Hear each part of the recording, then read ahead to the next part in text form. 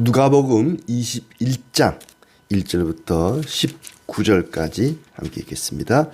예수께서 눈을 들어 부자들이 헌금함에 헌금 넣는 것을 보시고 또 어떤 가난한 과부가 2렙돈 넣는 것을 보시고 이르시되 내가 참으로 너희에게 말하노니 이 가난한 과부가 다른 모든 사람보다 많이 넣었도다. 저들은 그 풍족한 중에 헌금을 넣었거니와 이 과부는 그 가난한 중에서 자기가 가지고 있는 생활비 전부를 넣었느니라 하시니라. 어떤 사람들이 성전을 가리켜 그 아름다운 돌과 헌물로 꾸민 것을 말하매 예수께서 이르시되 너희 보는 이것들이 날이 이르면 돌 하나도 돌 위에 남지 않고 다 무너뜨려지리라. 그들이 물어 이르되 선생님이여 그러면 어느 때에 이런 일이 있겠사오며 이런 일이 일어나려 할 때에 무슨 징조가 있사오리이까. 이르시되 미혹을 받지 않도록 주의하라. 많은 사람이 내 이름으로 와서 이르되 내가 그라하며 때가 가까이 왔다 하겠으나 그들을 따르지 말라. 난리와 소외의 소문을 들을 때에 두려워하지 말라. 이 일이 먼저 있어야 하되 끝은 곧 되지 아니하리라. 또 이르시되 민족이 민족을 나라가 나라를 대적하여 일어나겠고 곳곳에 큰 지진과 기근과 전염병이 있겠고 또 무서운 일과 하늘로부터 큰 징조들이 있으리라. 이 모든 일 전에 내 이름으로 말미암아 너희에게 손을 대어 박해하며 회당과 옥에 넘겨주며 임금들과 집권자들 앞에 끌어가려니와 이 일이 도리어 너희에게 증거가 되리라. 그러므로 너희는 변명할 것을 미리 궁리하지 않도록 명심하라. 내가 너희의 모든 대적이 능히 대항하거나 변박할 수 없는 구변과 지혜를 너희에게 주리라. 심지어 부모와 형제와 친척과 벗이 너희를 넘겨주어 너희 중에 몇을 죽이게 하겠고 또 너희가 내 이름으로 말미암아 모든 사람에게 미움을 받을 것이나 너희 머리털 하나도 상하지 아니하리라. 너희의 인내로 너희 영혼을 얻으리라. 아멘. 예수님께서 예루살렘에 들어오셔서 통곡을 하셨습니다. 눈물을 흘리셨습니다. 성전이 강도들의 소굴이 되어서 그 본래의 목적을 잃어버리고 참으로 성전이 무질서하게 된 모습을 보고는 예수님께서 분개하시고 또 슬퍼하시는 모습이 나왔습니다. 성전이 원래 솔로몬 성전이 아니라 그것이 바벨론 침공 때 파괴되었고 또 스룹바벨의 세건이 되었지만은 또 파괴되었던 것을 헤롯 왕이 유대인들의 환심을 사기 위해서 아주 거창하게 화려하게 다시 지어놨습니다. 그나마 이방인인 헤롯이 지어놓은 성전이긴 하지만 그래도 그 안에서 하나님께 예배를 드리고 기도를 하고 해야 되는데 그것이 장사꾼들에 의해서 다 엉망이 되어버리고 아주 무질서하게 되고 그야말로 강도의 구렬이 되어버린 것에 대해서 예수님께서는 너무나 안타까워하시고 그 성전 안에서 여러 가지 말씀을 가르치기도 하시고 또 여러 가지 병자들을 고치기도 하시고 많은 일이 있었었죠. 그 성전 안에서 있었던 이야기를 또 소개하고 있습니다. 이제 성전에 헌금함이 있겠죠. 연복궤라고도 불리우는 그 성전 안에 있는 헌금 넣는 곳을 이제 바라보시고 또 예수님이야 뭐 직접 보시지 않아도 누가 얼마의 헌금을 하는지 다 아시죠. 다 보고 계시죠. 과부가 아주 가난한 과부가 헌금하고 또 부자들도 헌금을 하는데 가난한 과부가 다른 모든 사람보다 많이 넣었다라고 말씀하십니다. 2렙돈을 헌금했다고 얘기하죠. 이 2렙돈이라고 하는 것은 지금으로 하면은 3,000원 정도 됩니다. 한 3,000원 정도 되는 헌금을 가난한 과부가 넣는데 아무리 많은 3,000원이 아니라 3천만 원을 넣는 부자라 할지라도 이 과부가 더 많은 헌금을 했다라고 칭찬을 합니다. 가난한 과부가 다른 모든 사람보다 많이 넣었다. 그 이유는 뭐냐? 부자들은 풍족한 중에 헌금을 했지만 과부는 가난한 중에 생활비 전부를 넣었다고 얘기하죠. 그러니까 3억 중에 3천만 원 하는 사람하고 10만 원 중에 9만 원을 헌금하는 사람하고 액수는 다르지만은 비율이 적게 한 사람이 훨씬 더 높죠. 비율뿐만 아니라 예를 들어서 뭐 1억 있는 사람이 50% 절반을 5천만 원 했다. 그럼 남는 건 5천만 원이 남잖아요. 그 남아 있는 것을 볼 때 이 가난한 과부가 훨씬 더 많은 걸 헌금했다는 거죠. 생활비 전부를 넣었다고 했으니까 남는 게 거의 없는 거죠. 내게 남겨놓은 것이 거의 없을 정도로 대부분의 생활비를 다 헌금을 했다. 그러니 가난한 과부가 훨씬 더 많이 넣었다라고 얘기합니다. 사람들은 겉모습만 보고 외형적인 것만 보고 이 사람이 얼마를 헌금했다, 얼마를 했다, 이 사람이 훨씬 더 많이 했다, 적게 했다 겉모습 보고 판단하는데, 그러나 주님은 진정한 회개와 믿음과 간절함과 하나님에 대한 사랑이 있는가, 그 마음에 어떤 자세를 가지고 어떤 마음을 가지고 하는지 그 내면을 보십니다. 겉모습만 보고 판단하지 않는다는 거죠. 성전도 마찬가지입니다. 헤롯이 지은 성전이 아주 어마어마하게 웅장하고 화려하고 거대합니다. 사람들은 그 값비싼 대리석으로 지은 그 성전을 보고 깜짝 놀래기도 하고 아주 자부심을 갖기도 하고 아주 대단하다고 감탄합니다. 그러자 주님께서 성전이 무너지리라, 돌 하나도 돌 위에 남지 않고 그 성전이 무너질 것이다 얘기합니다. 5절에 어떤 사람들이 성전을 가리켜 그 아름다운 돌과 헌물로 꾸민 것을 말하며 예수께서 이르시되 날이 이르면 돌 하나도 돌 위에 남지 않고 다 무너뜨려지리라. 성전이 무너지고 예루살렘도 무너지고 파괴되고 예수님께서 이 앞장에서 이미 눈물을 흘리셨죠. 성전이 무너질 것이다. 그랬더니 어느 때에 그렇게 될 것입니까? 묻습니다. 어느 때에 이런 일이 있겠사오며 또 무슨 징조가 있사오리까? 언제 그런 성전 무너지는 파괴되는 일이 일어나고 성전이 파괴될 때에 어떤 징조가 있겠사오리까? 있사오리까? 성전이 무너지기 전에 무슨 징조가 있겠습니까?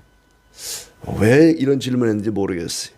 아마 미리 대비를 하려고 했는지는 모르겠습니다만 제자들이 묻습니다. 그러자 주님께서 성전이 무너지기 전에 어떤 징조가 있을 것인가? 많은 사람이 내 이름으로 와서 내가 그라하며 때가 가까이 왔다 하겠으나 따르지 말라. 내가 예수다, 내가 그리스도다 라고 하는 사람들이 많이 나타날 것이다. 또 난리와 소요의 소문을 들어도 아직 끝이 아니니 두려워하지 말라. 예루살렘이 파괴되기 전에, 성전이 무너지기 전에 이런 징조가 있을 것이다. 난리와 소요가 있을 것이다. 사람들이 봉기하고 전쟁도 일어나고 무서운 박해도 일어날 것이다.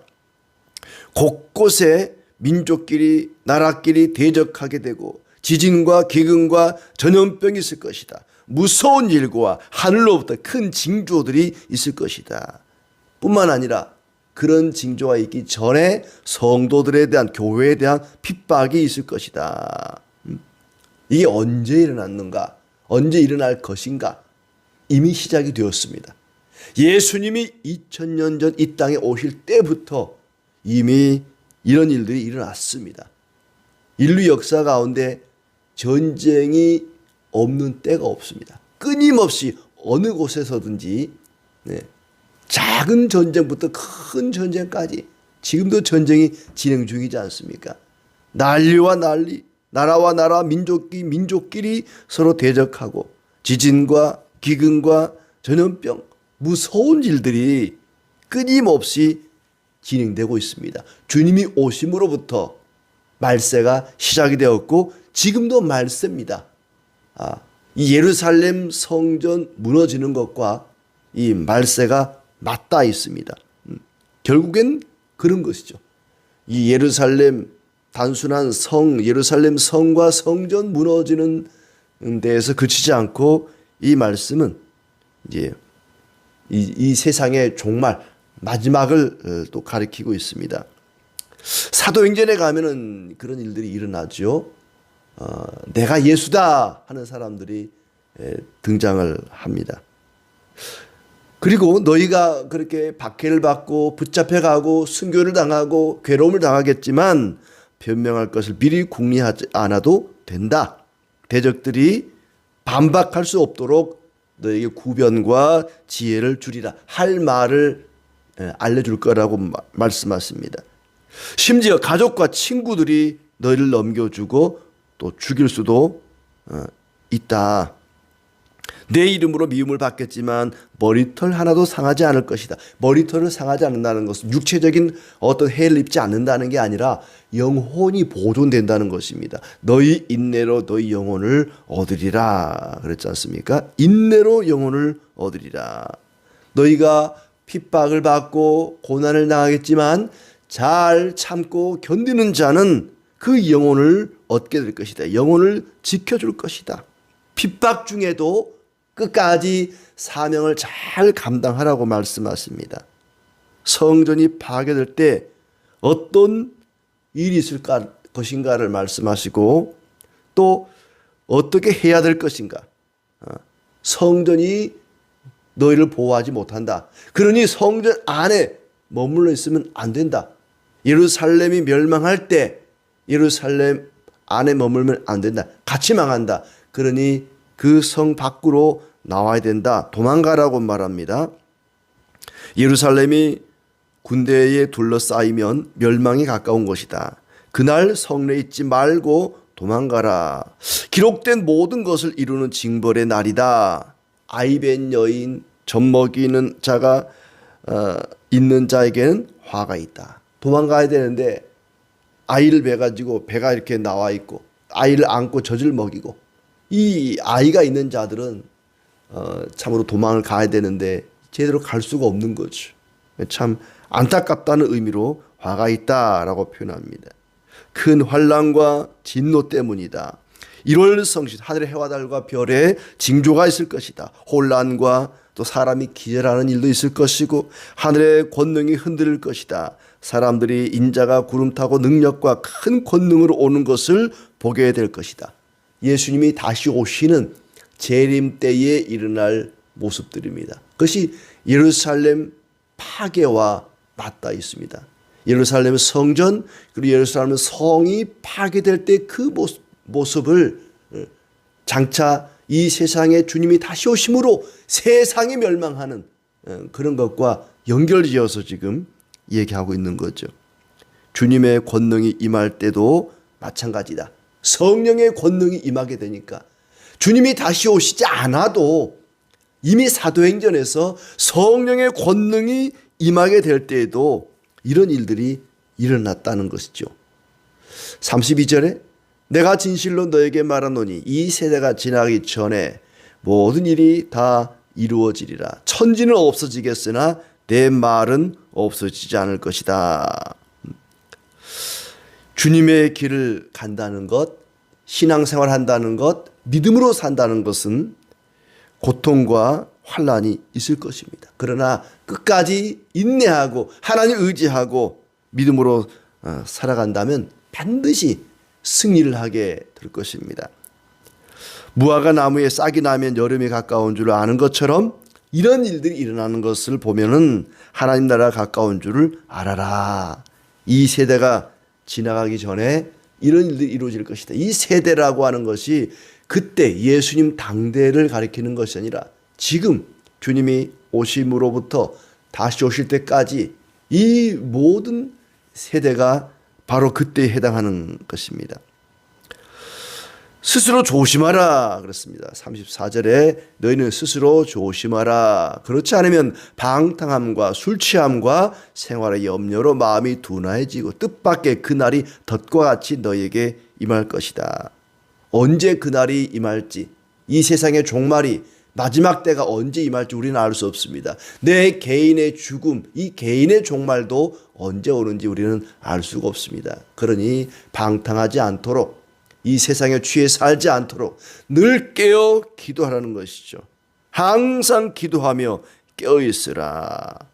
가난한 과부같이 항상 하나님이 나를 돌보심을 믿고 나의 모든 것을 드리는 사람, 그 사람이 항상 깨어있는 사람입니다. 하나님의 섭리를 믿고 힘에 지나도록 기쁜 마음으로 연보를 드린 이 가난한 과부야말로 깨어있는 사람이죠. 반면에 성전의 화려함, 그 성전의 아름다운 돌, 이 거창하고 웅장한 겉모습만 보고 외형만 보고 감탄하는, 자랑하는 이 사람들은 잠들어 있는 사람들입니다. 그 영혼이 잠들어 있는 것이죠.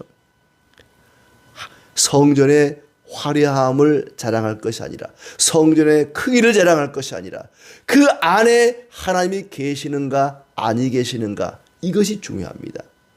교회의 크기가 문제가 아니라 과연 주님이 함께하는 곳인가, 아니면 사람들만 바글바글 거리는 곳인가, 우리는 깊이 생각해야 할 것입니다. 성전의 자랑거리는 그 크기나 화려함이나 재료가 아니라 그 안에 하나님이 계시는가 아니 계시는가, 이것이 중요하다는 얘기입니다. 14절의 말씀에 너희는 변명할 것을 미리 궁리하지 않도록 명심하라. 내가 너희의 모든 대적이 능히 대항하거나 변박할 수 없는 구변과 지혜를 너희에게 주리라 그렇습니다. 항상 너희 곁에 있어서 너희를 도와주리라, 너희와 함께하리라, 너희를 지켜주리라 말씀하셨습니다. 우리의 육체의 욕망에 빠지지 말고, 무엇을 먹을까 무엇을 마실까 염려하지 말고 항상 깨어 기도하는 사람, 하나님은 우리가 그렇게 살기를 원하십니다. 기도라고 하는 것은 하나님과 소통하는 것이죠. 사람이 멀리 있어도 나는 여기 있고 상대방은, 친구는 저 태평양 건너 미국 땅에 있을지라도 전화를 통해서 얼마든지 소통할 수 있지 않습니까?